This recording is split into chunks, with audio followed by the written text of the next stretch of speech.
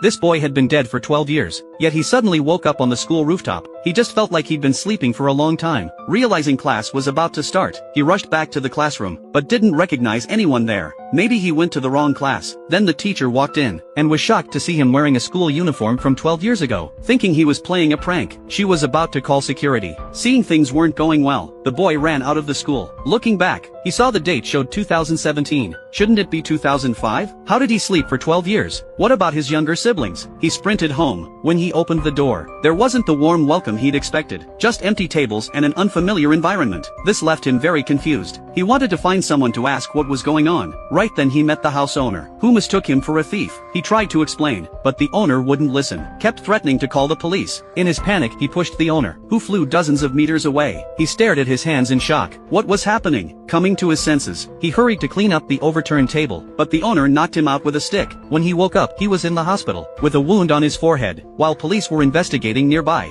they asked for his name and birth date. The boy answered truthfully, "I'm David, born in 1987. The police were surprised. Someone born in 1987 would be 31 now. Are you kidding? The nurse finished bandaging him, saying they'd put 30 stitches in his forehead, warning about infection, and to pick up his medicine later. Seeing he wouldn't tell the truth, the police took him to the station, again asking for his name and birth date. The boy was helpless, insisting he wasn't lying. The police got angry, saying if the information was false, he'd face more charges for trespassing and obstruction, making things worse. But when they checked, the information was correct, though it showed he was deceased. He was shocked, and went to report to his superior. David went to wash his face, finding his forehead wound had completely healed, without any trace of stitches. Now he was even more confused. What had happened to him? As he was leaving the bathroom, he met an officer, who was startled by the name on his uniform. It was his childhood friend David, but hadn't he died 12 years ago? Even the voice was identical. He was completely baffled, realizing it was David's death anniversary. Could this be his spirit? Then David saw his name tag, recognizing him as his high school classmate Paul, and quickly asked what had happened.